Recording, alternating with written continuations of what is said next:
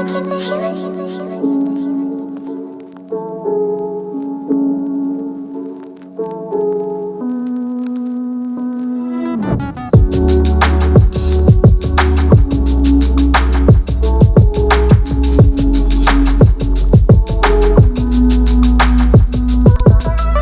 up, drummers? Welcome in. My name is Dave Major from davemajormusic.com, and today we are talking about my favorite instrument on the drums, the hi-hat. The hi-hat is such an incredible instrument.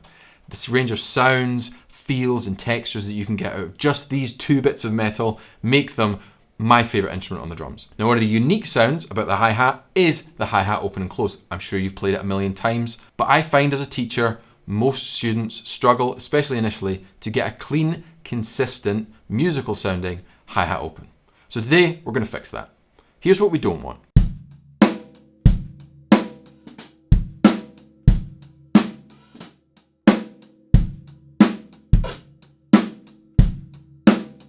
And this is what we do want.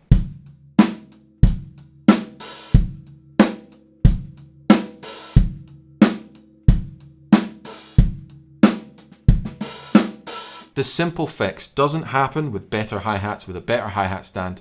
It happens up here, and it's knowing where to close the hi-hat and not open it. Often I find students focus solely on where they should open the hi-hat versus where that hi-hat will eventually close. Once you focus on where it closes, you get a clean, consistent sound that sounds great and sounds musical, which is important. So to work on this, let's establish a bass groove, which we're then going to build our hi-hat lifts into. So the bass groove is going to start with eighth notes on the hi-hat. We're going to have a strong 2 and 4 on the snare drum. And we're going to keep a solid 1 and 3 on the bass drum.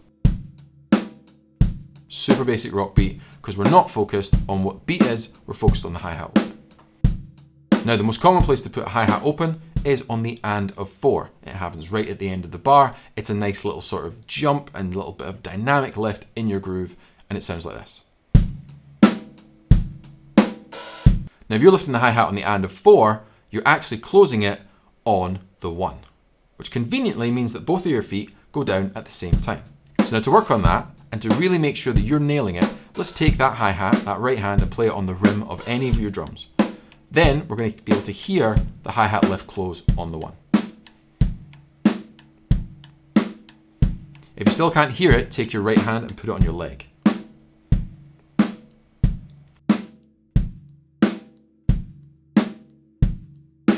And you can hear there how both feet line up on the 1. There's no flams. Flams are an instant groove killer. Don't do them. Expand that a little bit further and lift on all of the ands, you get a disco beat. But if we're lifting on the ands, we're closing on all the numbers, all the downbeats on the 1, 2, 3, and 4. And that means that our left foot is going to line up with our bass drum and our snare drum. Let's do the exact same process. Take our right hand, put it on the rim, and make sure we're not getting any flams.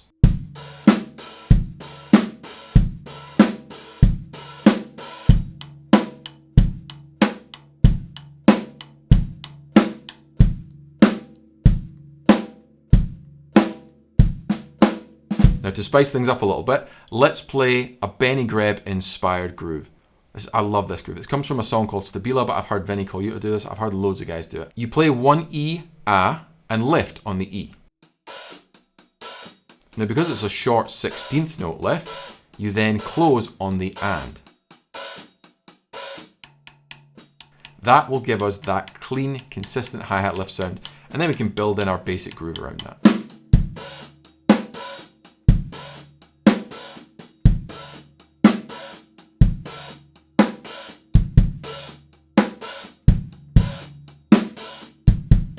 Now, before we wrap up the lesson, let me tell you a little bonus tip. Play your hi-hat lifts heel down. You have so much more control when your foot is in a heel down position to control the spacing of those hi-hats. If you play your hi-hat lifts heel up, you'll always get a very aggressive sound. However, if you're playing the hi-hat as a sound on its own, play that heel up, because you want that chick to ring out over the music, over your drums, and over your band. So that'll do it for today, guys. If you enjoyed this video, hit like, hit subscribe, hit that notification bell so you do not miss out on the next lessons I post. But until then, happy drumming. See you later.